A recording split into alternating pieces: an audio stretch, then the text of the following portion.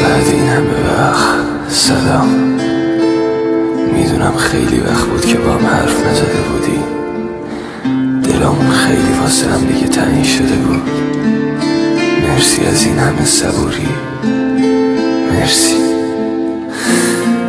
اومدم یه خبری رو بهتون بدم و برم.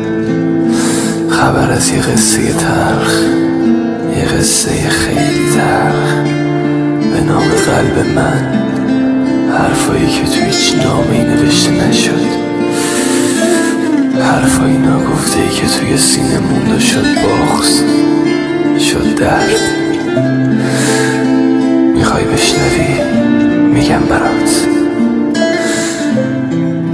شنیدی میگن روز قیامت همه اعضای بدن پیش خدا گلگی میکنن. به خدا میگن چقدر اذیتمون کرد. یا داستان همیشگی یه بچه بازیگوش که همیشه از ترس این که باباش دعواش نکنه به مامانش پناه میاره. به مامانش میگه مامان اگه بابا اومد خونه بهش نگی دیر اومدم، نگی سر زانوام خاکی بود. مامان به بابا نگی چقدر اذیتت کردم. مامان بابا به فهم دعوام میکنه ها. مامان به تو پناه میارم، به بابا چیزی نگو. یا تو روز قیامت وقتی همه اعضای بدن به صدا در میان و به خدا میگن که چقدر اذیتشون کردی. از چشم و گوشمون تا زبونمون تا